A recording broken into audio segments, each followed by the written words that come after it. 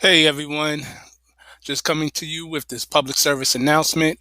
If you haven't heard about Anchor, it is the easiest way to make a podcast. So let me explain. First and foremost, it's free to do so. You don't got to come out of your pocket.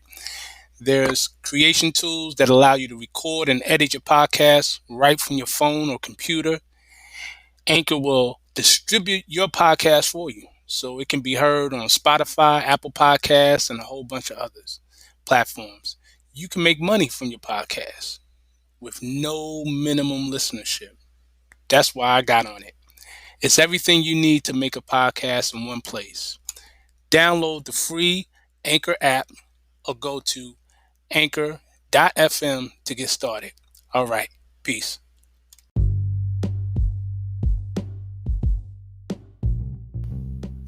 Peace, peace. We are back once again. Masterminds of Brother Shem. I'm your host, Brother Shem.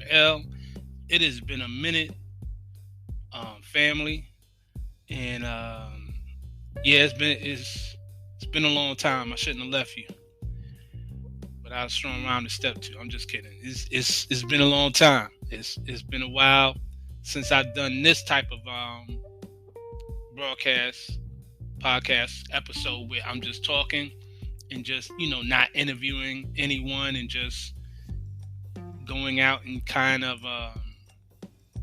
speaking some thoughts, getting into a particular topic where it's just me alone and I'm giving some thoughts. But I'm glad to be back, and I thank everyone who's been following me, enjoying the interviews that I've been doing. I've had some really great interviews. Shout out Nanas to Neb Tahaka. We did quite a few. Shout out to him, and of course there's been some others as well. Of course he's been the latest one, and I'm still going to do those interviews. I'm looking for some authors that in the subject of Moor science, to reach out to. I have some ideas of some people will line up, but I say that to say, if you are listening to this podcast, and if you are an author, a Moorish American author, if you are an author that has a book on the subject pertaining to Moor science, and you would like to get on the show, feel free to reach out to your brother, and we can look to fit you in, because I definitely want to do some more interviews. It's going to live stream them on YouTube, and also have them on all available podcast platforms. So with that, also, I want to thank everybody for those of you who have been reaching out and supporting me through purchasing my books, either through Amazon.com, where you can get my book, What is the Higher Self, or going directly to my website, sheml.com. That's SHEM-EL.com, where you can get all of my books as well as other items as well. Appreciate all the support. For those who are interested in getting my literature, reach out to me. You can, like I said, through my website, sheml.com, SHEM-EL.com.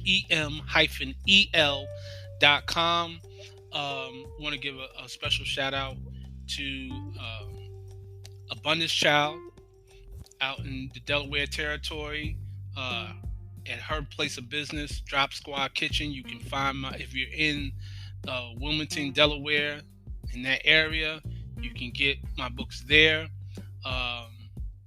Shout out to Nubian Bookstore, and my brother who runs that location. You can get my books there. If you're in Morrow, Georgia area, in Morrow, Georgia, Morrow, my books are there as well. Hopefully, I just been in conversation with the sister who runs Metal Bookstore in the Atlanta area, in Greenbrier Mall. So hopefully, you may see a title or two out there as well soon. And also up in New York, honors to my Sheik brother, Grand Sheik Joseph Young Bey, as well as his other half, Yolanda Young Bey. The Grand Sheik is there. We was just in talks the other day about having some of my works up there as well. So if you're in those areas, and that's in Syracuse, New York, by the way. So if you're in those areas, be on the lookout and, try to spot my works, my books there. Otherwise, you can go to my website. Again, shemel.com, SHEM-EL.com. So I think I've done all the promoting. Again, check me out on my YouTube, Shemel YouTube channel, and check me out on the podcast. With that said, we can go ahead and begin with today's topic. And today's topic is divine will.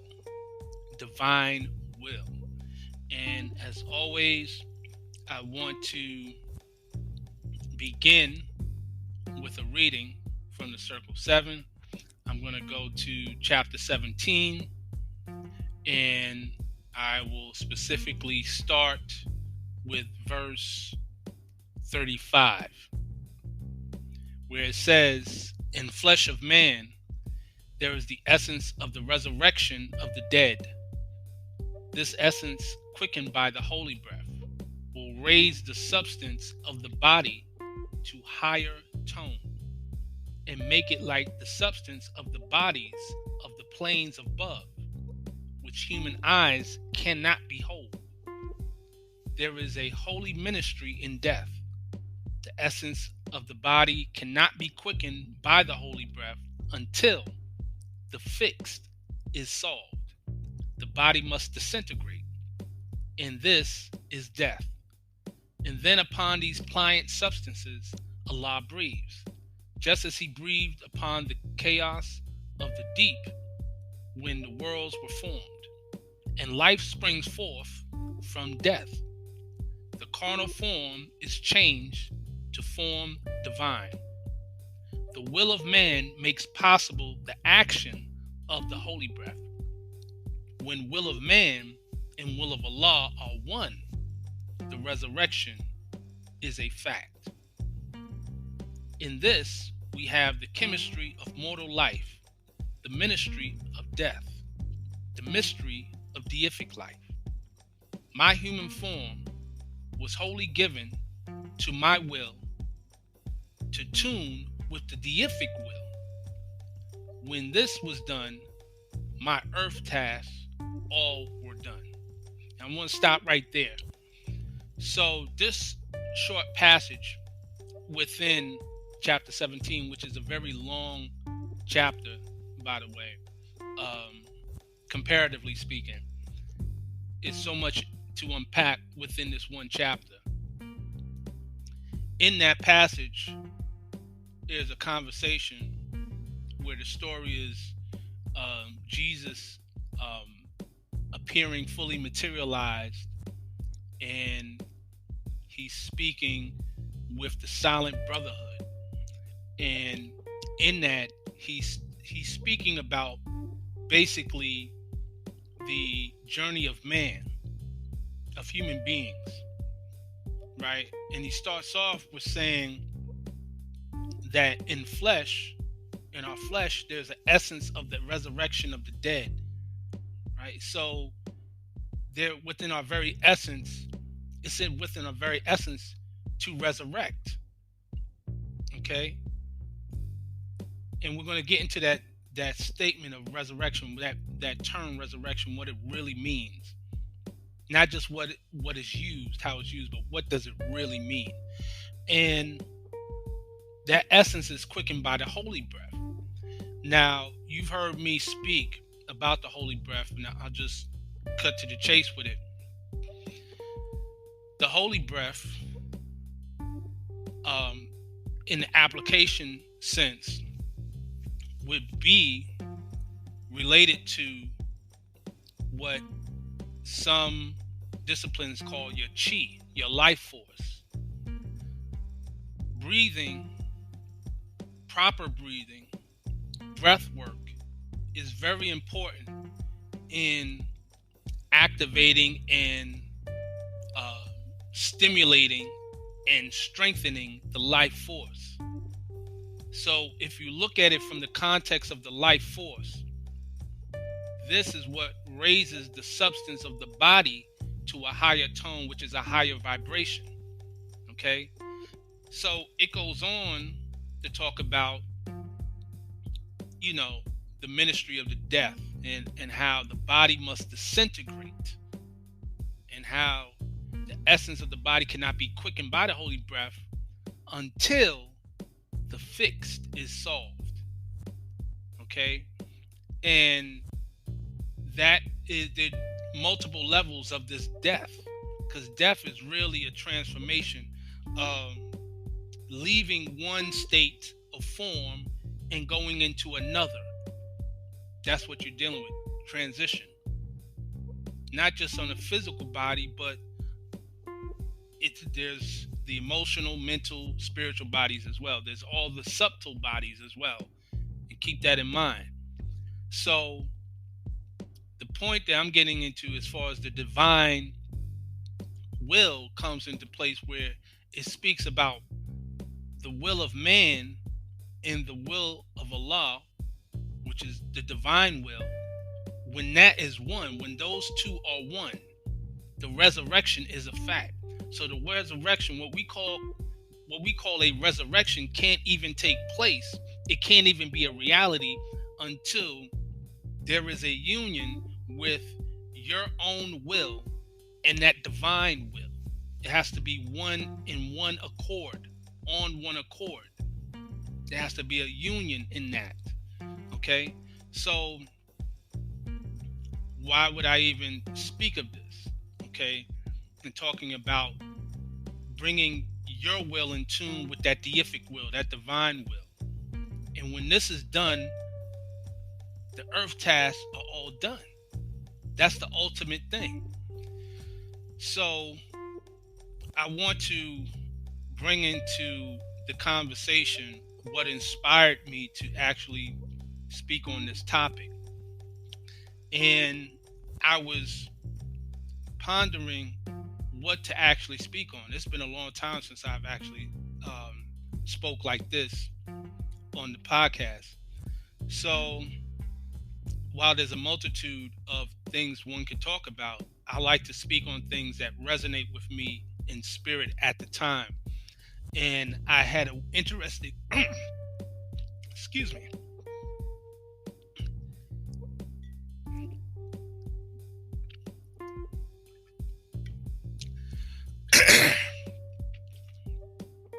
That was raw right there.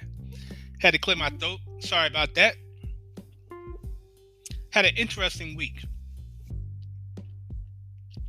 Now, boy.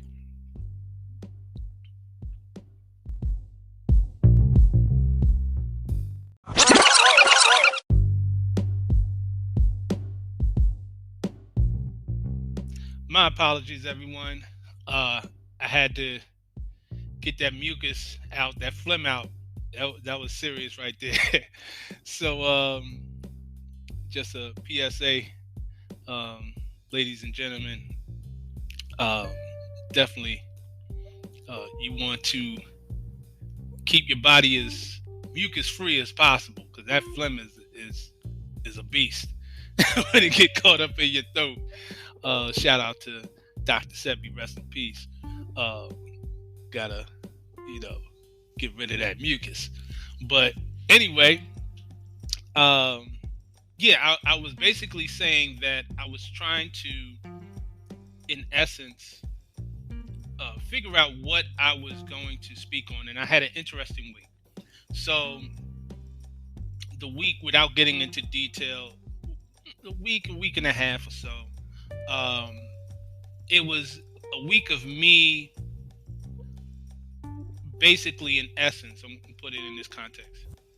It was an essence of me attempting to get back into a situation that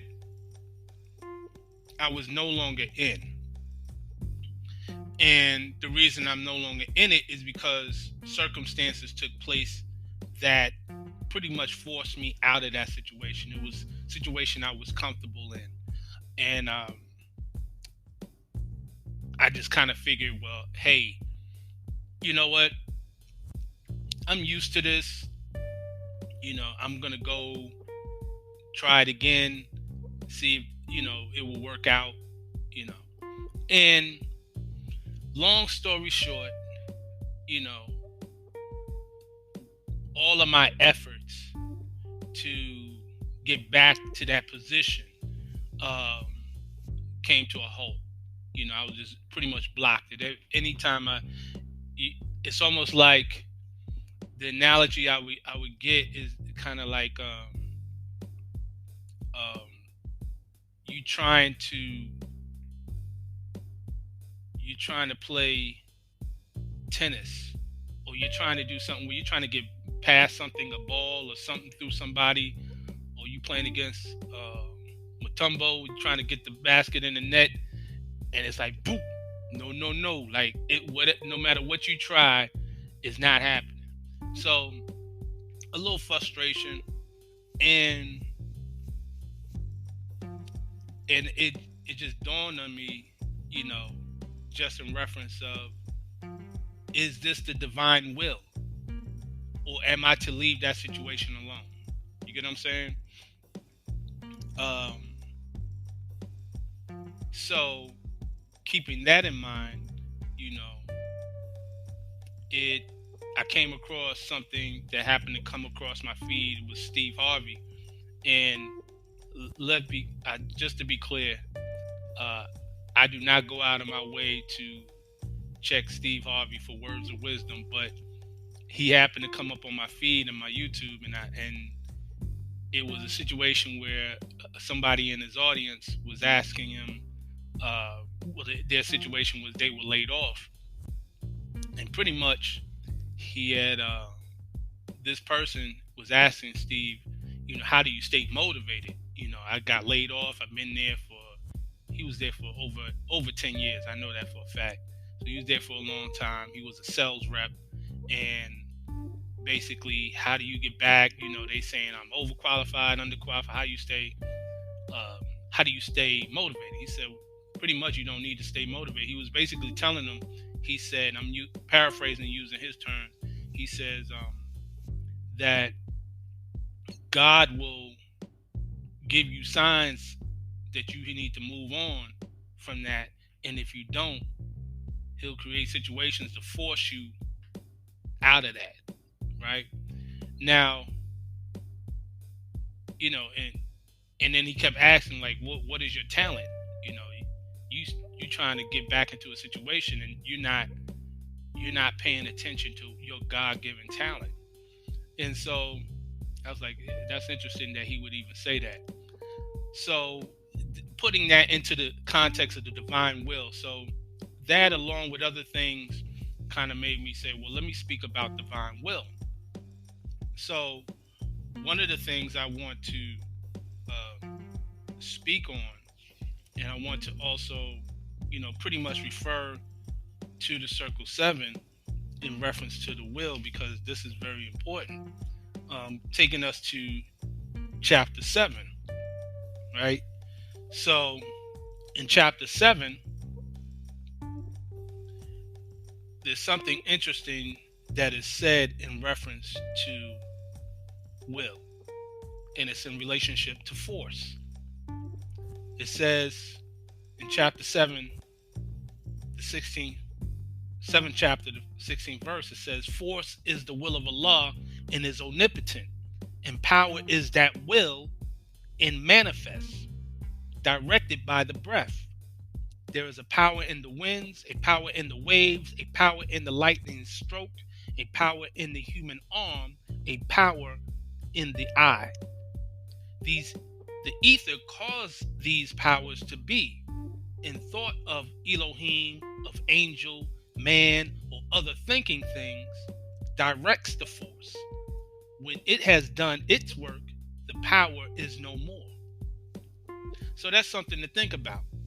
The fact that when we speak about this divine will, that divine will is force. Force is the divine will, and it is omnipotent.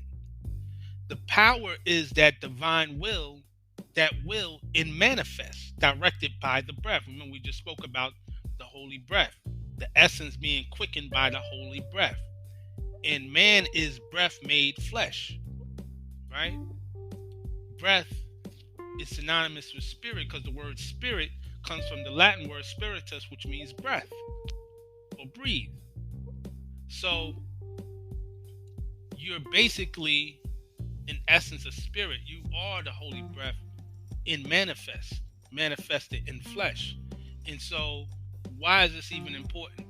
Because it is through this breath, this life force that manifests within you, that by way things can happen, way things can even manifest. We always talk about manifestation. Power is the will in manifest. You have the power to do things. You are in power. And we speak about the law, right? If you go to chapter 2 of the Circle 7, specifically verse 7, chapter 2, verse 7, in the Circle 7, it says, Elihu said, "It is not strange, there are no happenings. Law governs all events." So if law governs all events, think of it. If you look at law from a carnal standpoint, from a regular governmental standpoint, law has to be enforced. In order for law to be effective, there must be an enforcement of the law. Thus, you have police officers and other things. They're called the law enforcement. They enforce the law. In the federal government, you have the executive branch. And the executive branch is looked as, with the president, is looked at as the branch that puts the law in force. It doesn't create the law, it enforces the law. Executive orders, etc., etc. So, as above, so below, as within, so without, the principle of correspondence, right? So if that's the case, then it stands to reason when it comes to divine law, for divine law to be effective, there must be a divine will, right? It must be enforced. So I should say that law must be enforced, and it's enforced through divine will, because that will is the force. That force is the divine will and is omnipotent. And power is that will in manifest, directed by the breath. So in one of my previous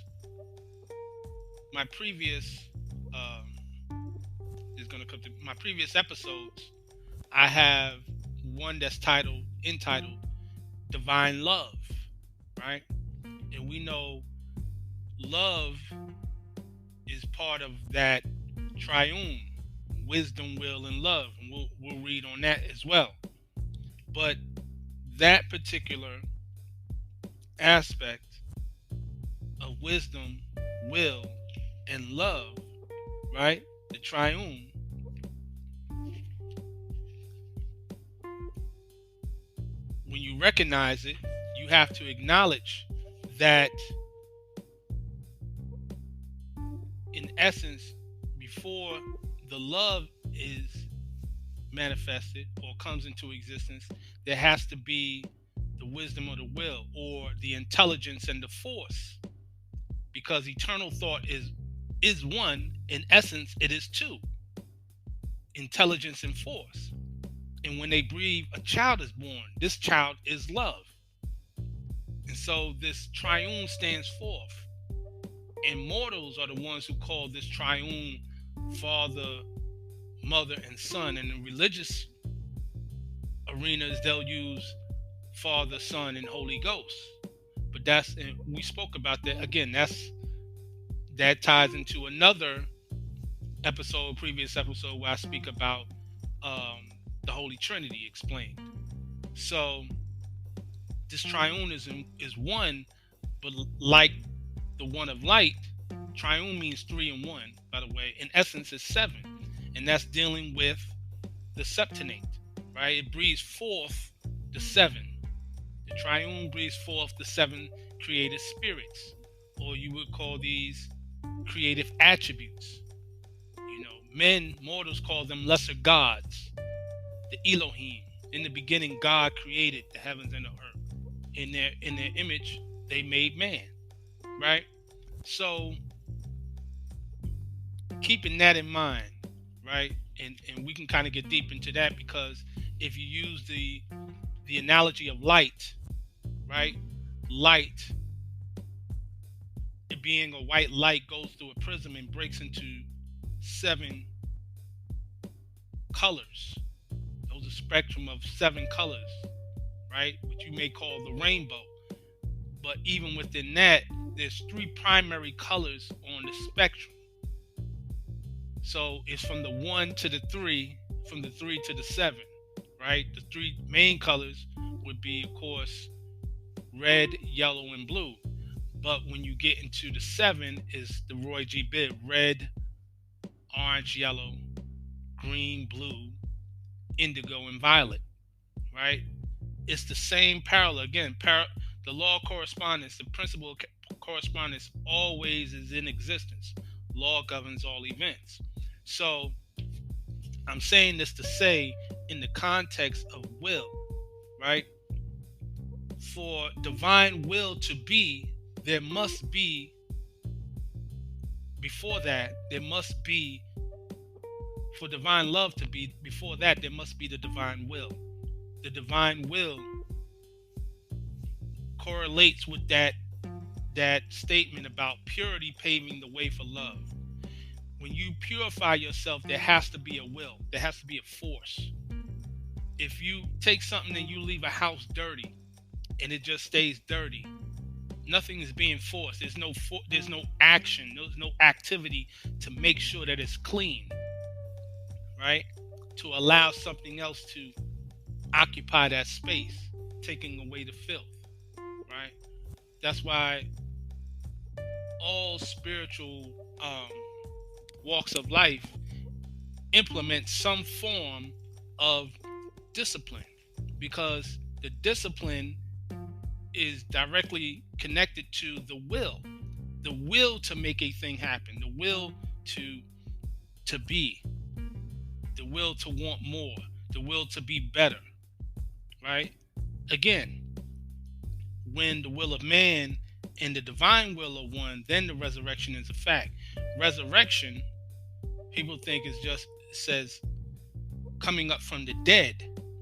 Resurrection deals with specifically standing again.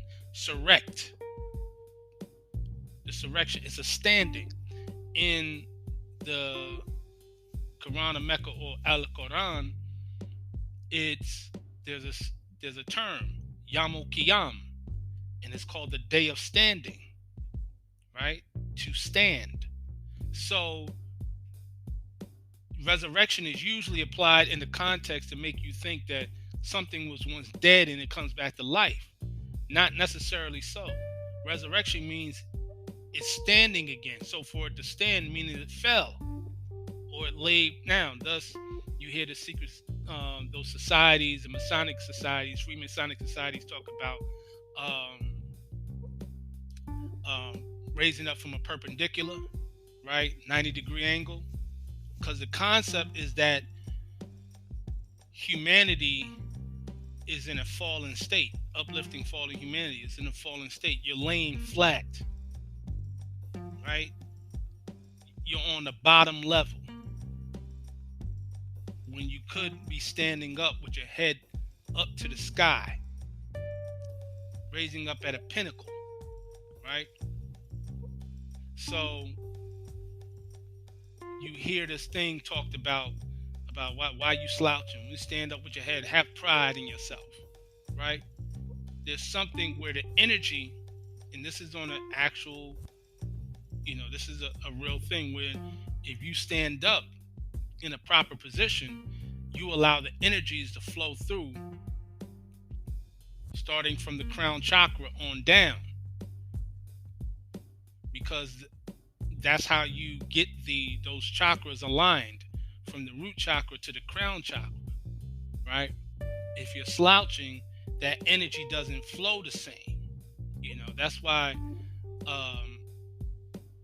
it's very important when you take certain poses, with yoga and, qigong, tai chi, your form has to be right, right?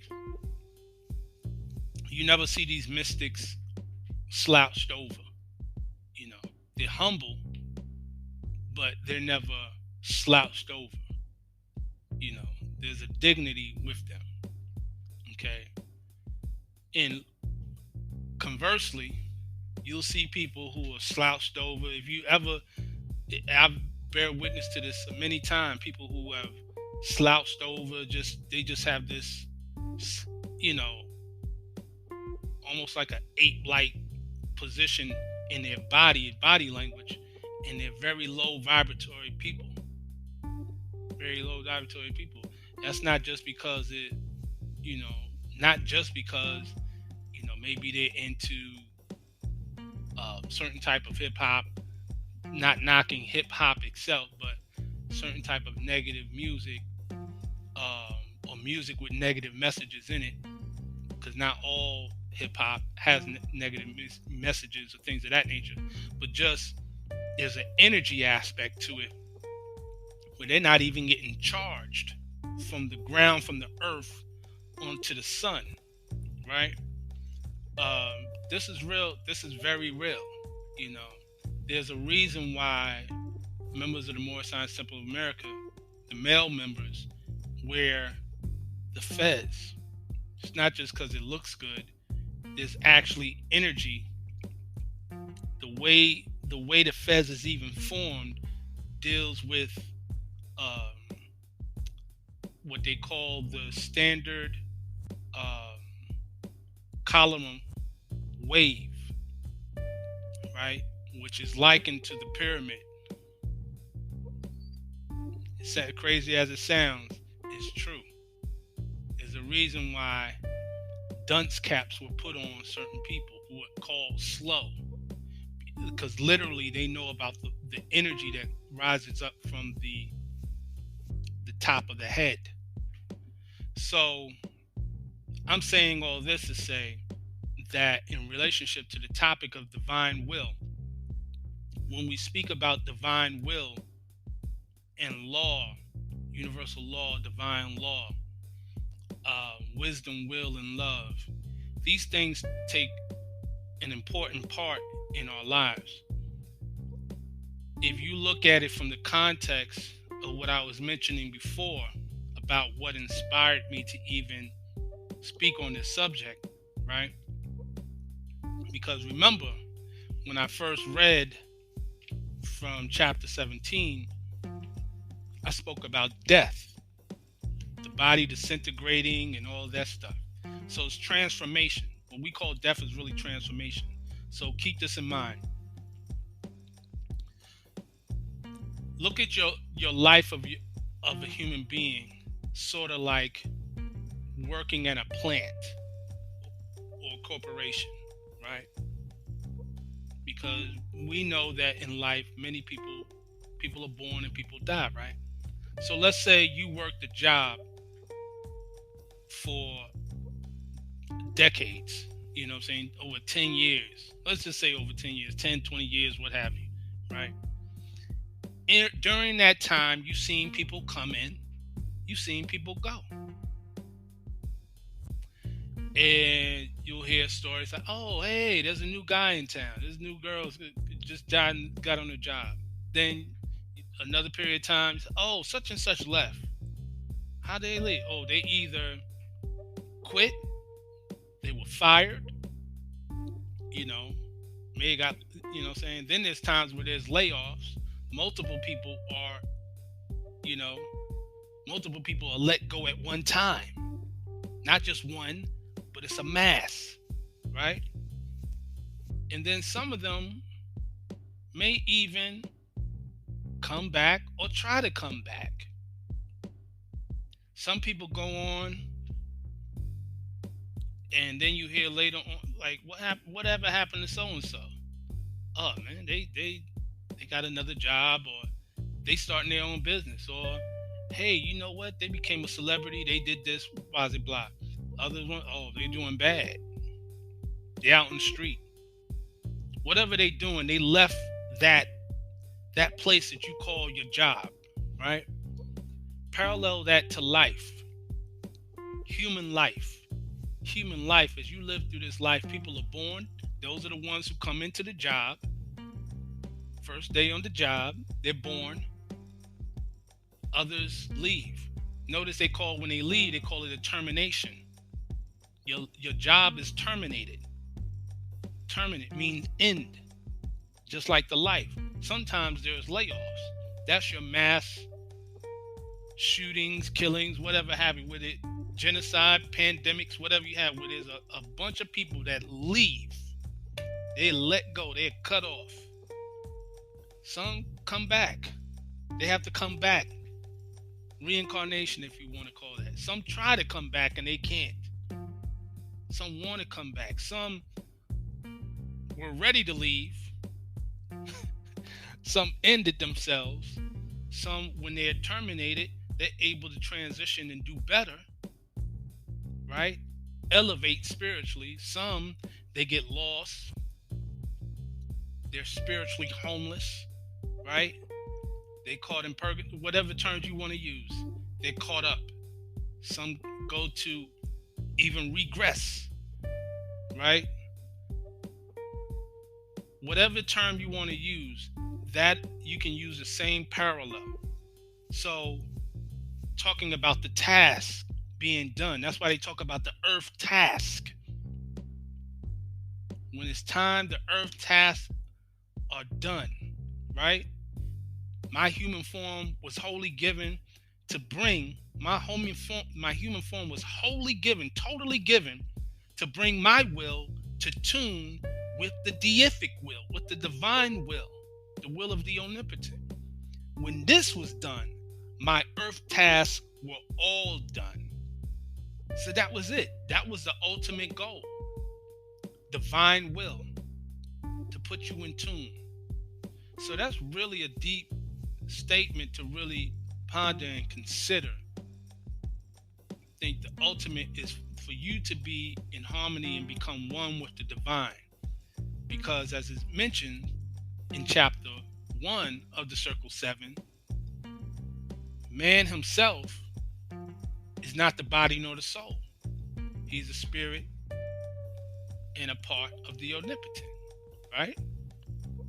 And man cannot die because, as it says in the last chapter, last paragraph of chapter 1, and I'll read it.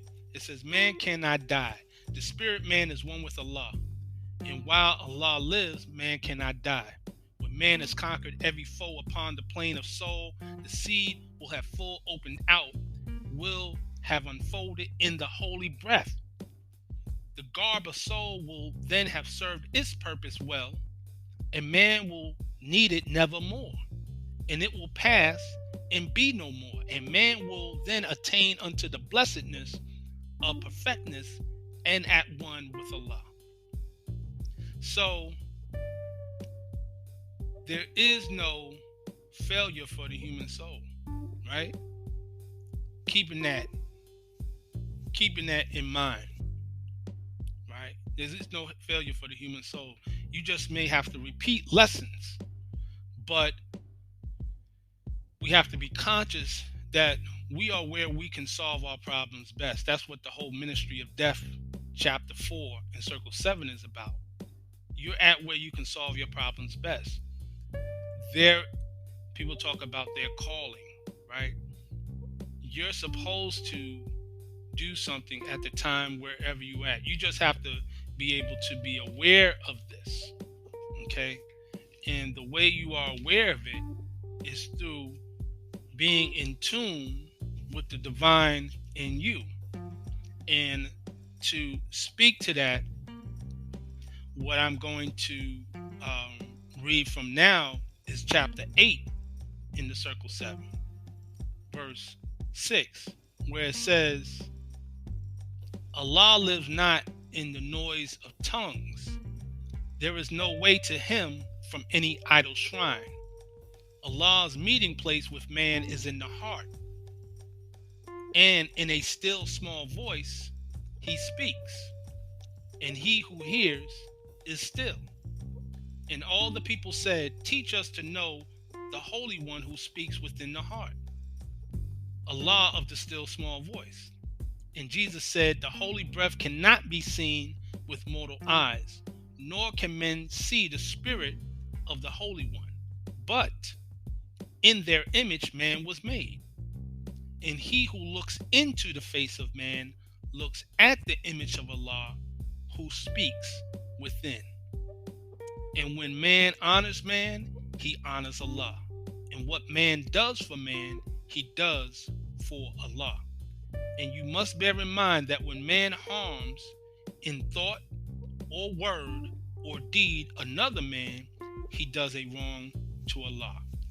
If you would serve Allah who speaks within the heart, just serve your nearer kin and those who are no kin, the stranger at your gates, the foe who seeks to do you harm.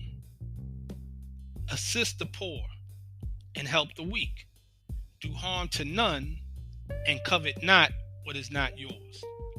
Then with your tongue the Holy One will speak, and he will smile behind your tears, will light your countenance with joy, and fill your hearts with peace. Okay, so you have to keep that in mind, that we are in a space where we have to be in tune with that still small voice, because being in tune with the still small voice will guide us into those situations that will allow things to manifest that need to manifest at that point in time for your development. Remember, we are here in this plane of things made manifest for growth and development. If there is no growth and there is no development, then it is all for naught. We must always keep that in mind, so we do not get caught in the illusion.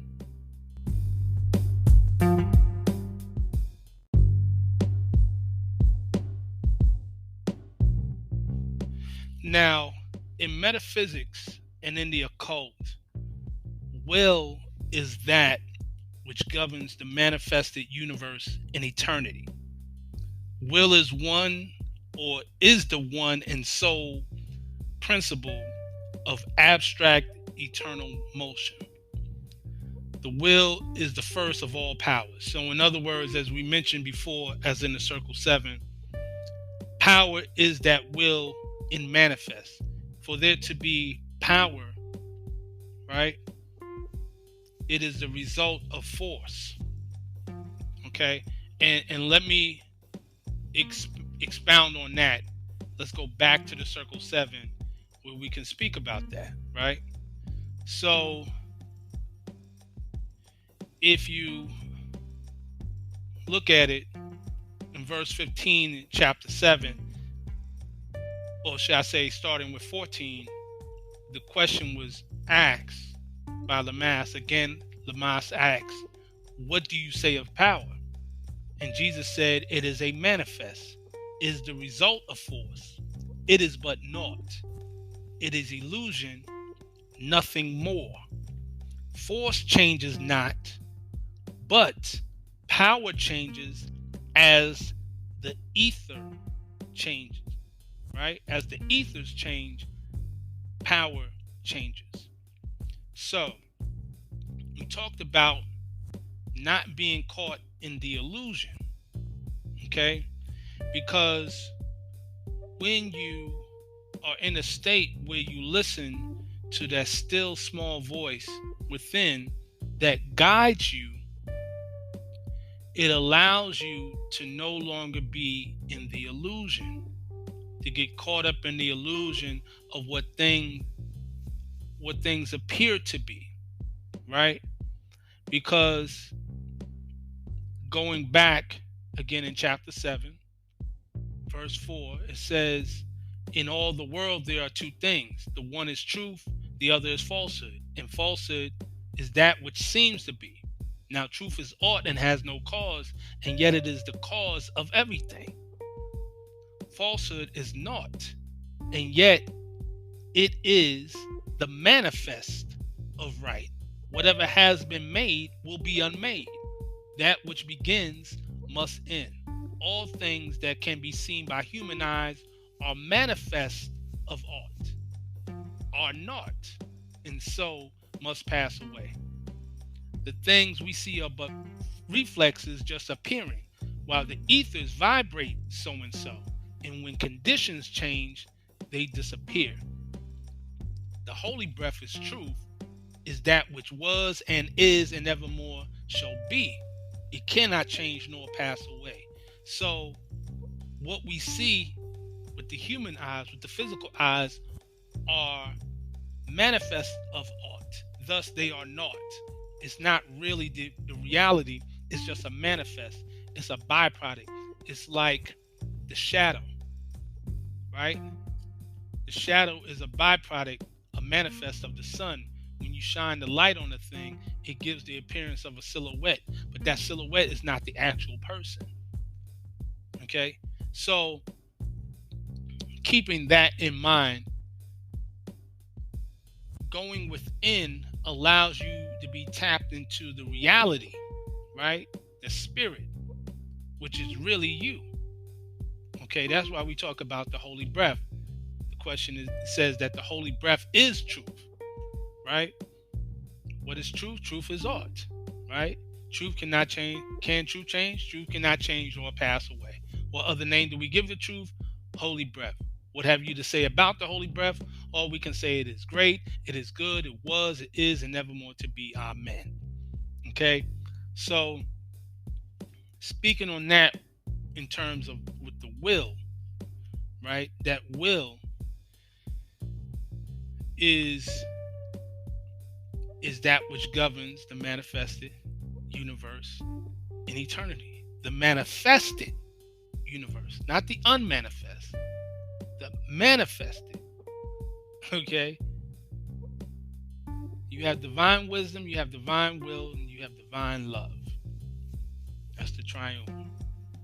Okay? Wisdom speaks from the highest plane of life, from out the highest plane of life. Right? When we attune our will with the divine will, then the resurrection is a fact. Right? And of course, divine love is the savior. That's the savior of humanity, of fallen humanity. Okay? We will not make it without love. Divine love, true love. So, keeping that into the aspects, like I said, keeping into the context of the will, some people speak about karma. There are many metaphysicians that will tell you that karma, what we call karma, is actually energized by the will, by one's will. And to speak to that, I'm going to read a passage of actually a letter, alleged letter, right? This letter was or should I say it's a letter that was allegedly written by a man from India, going by the name of Kuthumi. Now, there's been some debate about this person as to whether he really existed or not, but this is a letter he wrote to Alan Hume, right?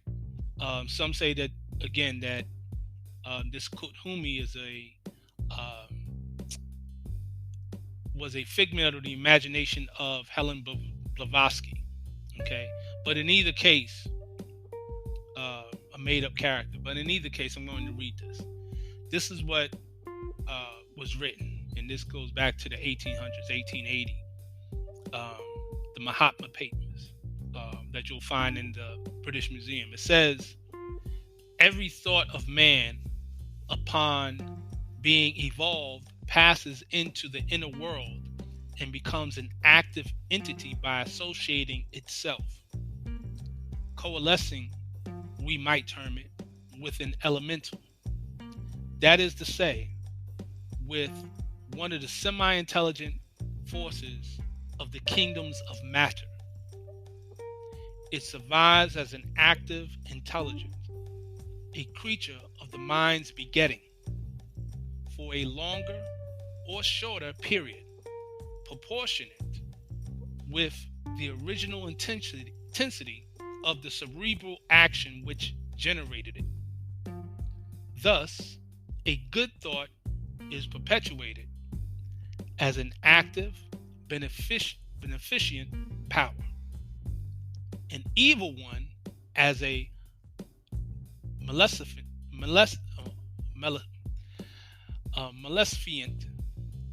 I might be messing that word up. Why do I say? I knew it before.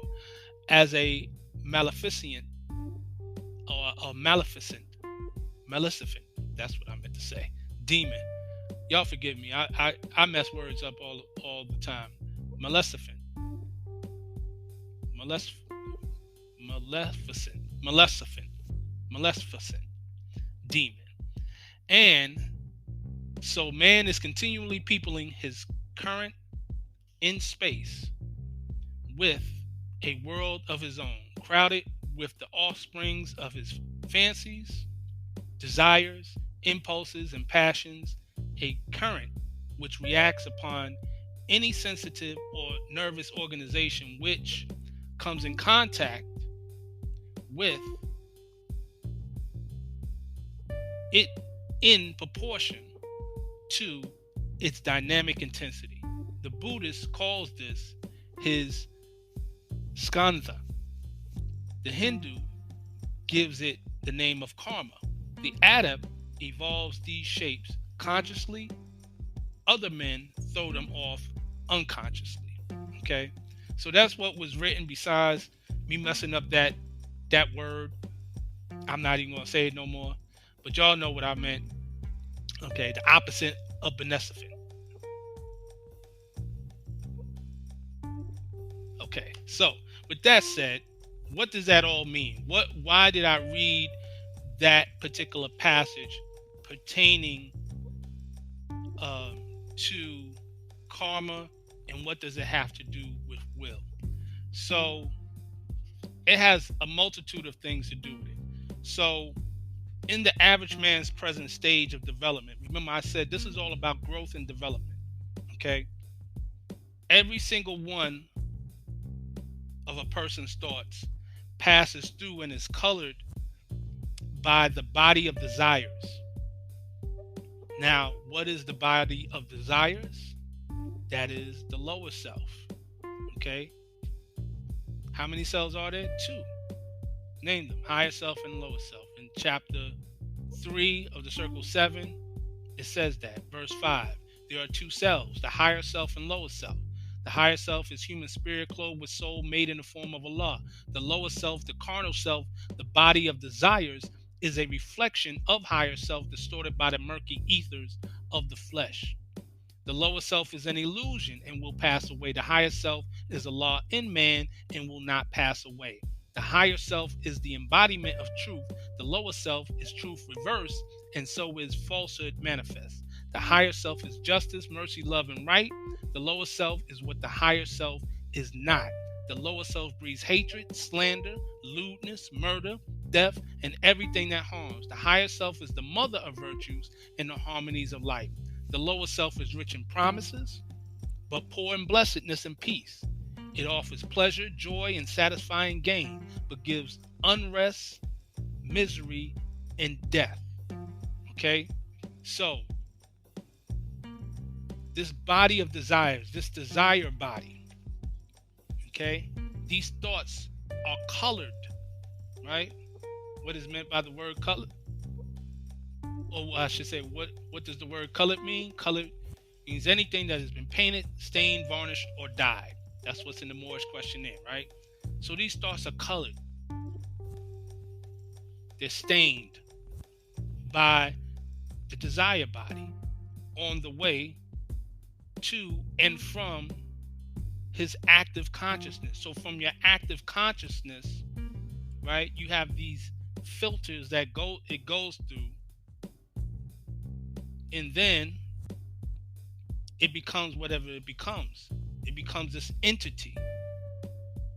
So created originally as a mental entity, it comes into being as a vibrating force on the mental plane.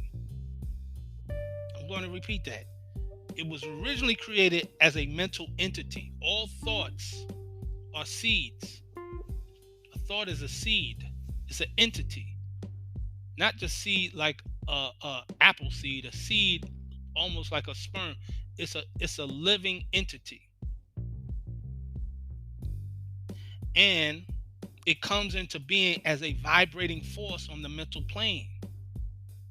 That's that will. Force is the will, right? This is where will comes in.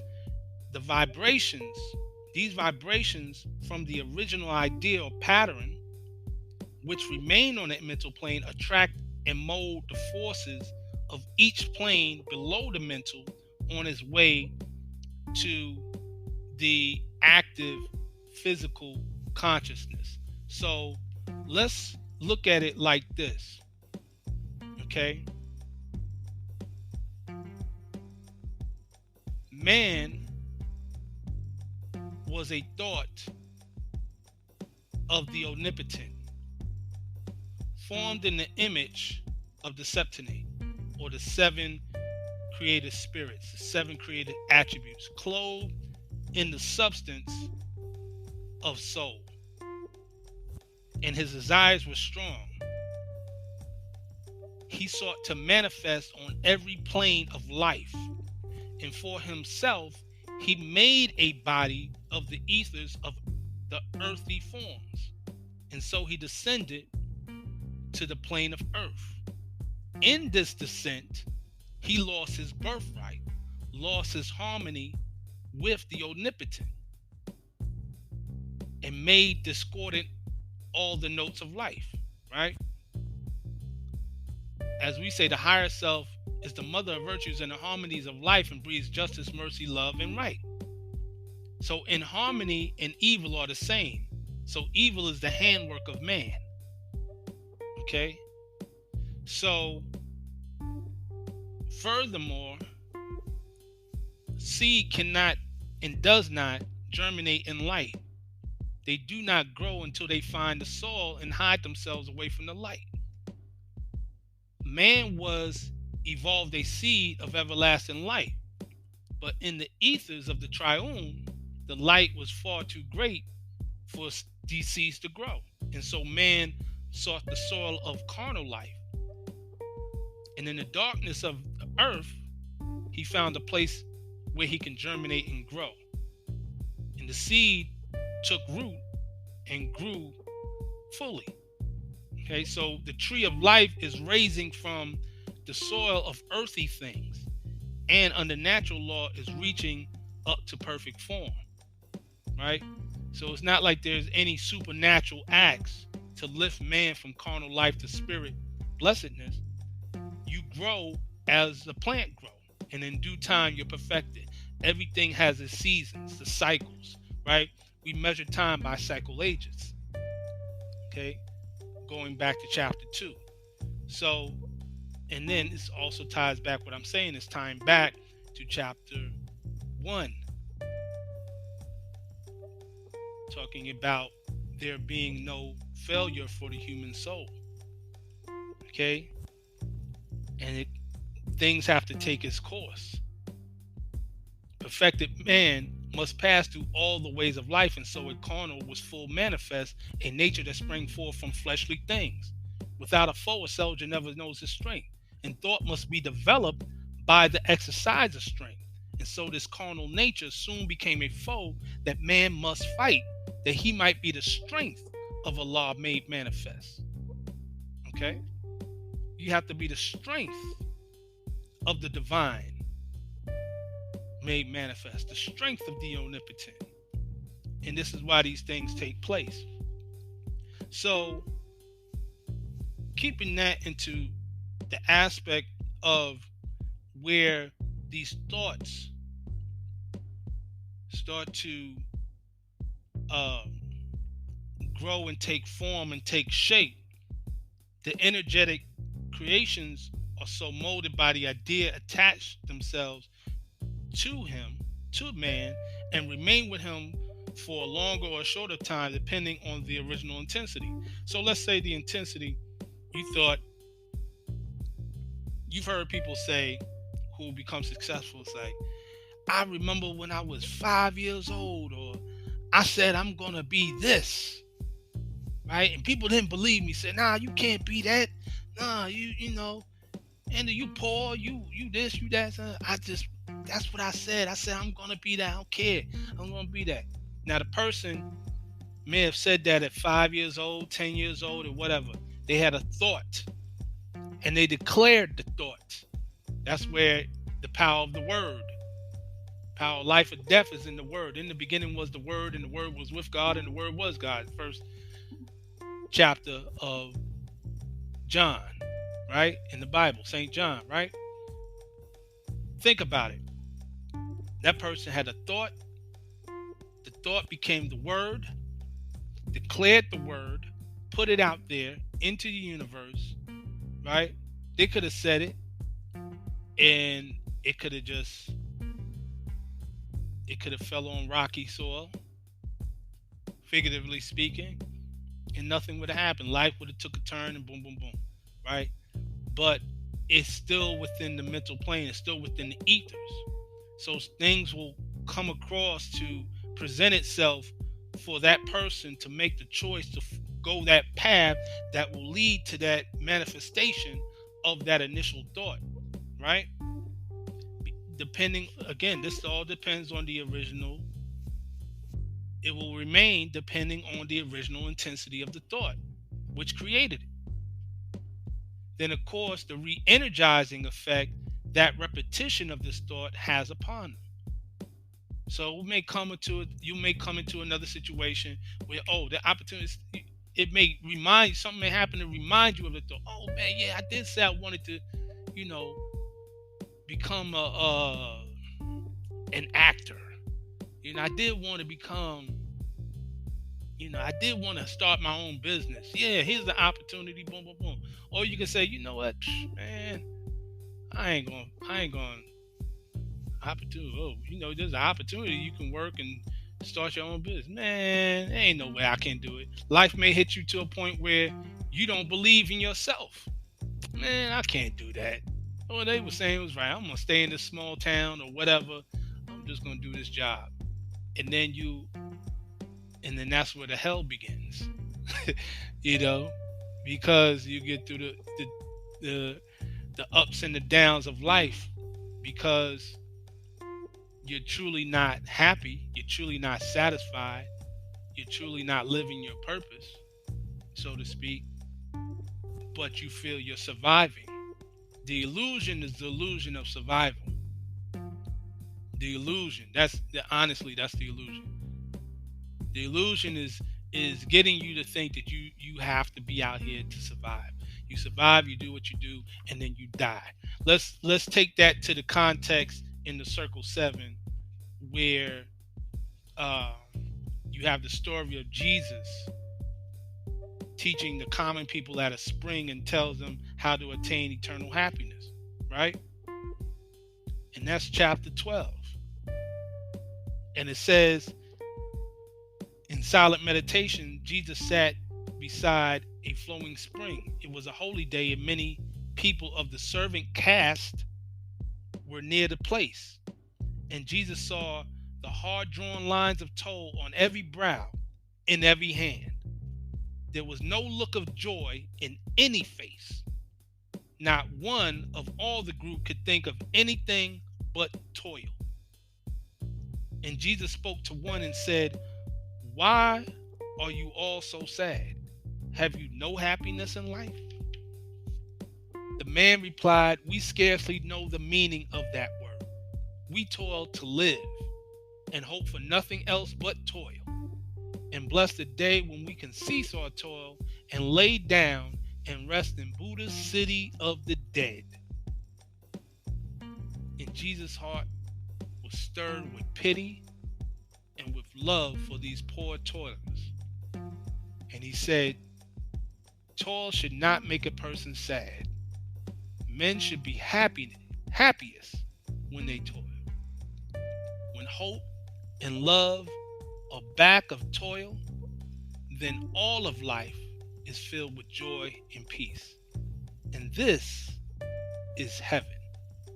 Do you not know that such a heaven is for you? The man replied, of heaven we have heard, but when it is so far away, and we must live so many lives before we reach that place.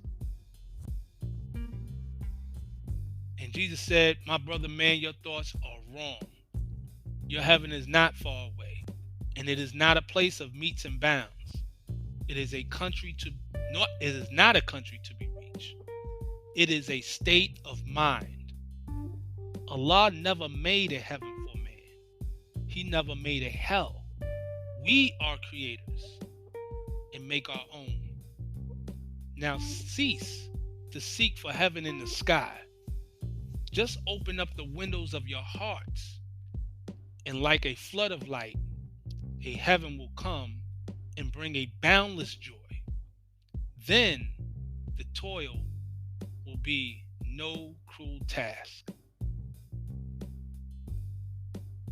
Think about that, right? That is the message there. That is the message that you have to see. Where the toiler can see another side of life. The worker, the employee, the laborer can see another side of life. And know and have a labor of love where your toil becomes your joy. Where the people said, make known to us the way that we may find the wealth that lies within the heart. Right? Behold, a master comes and tells them of a hidden wealth, and that underneath the rocky soil of carnal things are treasures that no man can count. That in the heart the richest gems abound, that he who wills may open the door and find them all. That's divine will. When the will of man and the divine will are one, then the resurrection is a fact. You stand again. You're no longer looking to lay down and rest in Buddha's city of the dead. You can stand up with pride and joy and experience your own heaven in the here and now, and not fall to the illusion that tells you,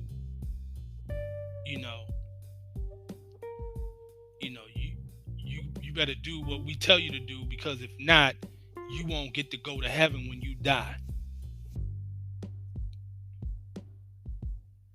Heaven is a state of mind, and you can experience it right now when you tap in and listen to, be still, and listen to the still small voice within. This is the wisdom of the masters that have been taught for the ages.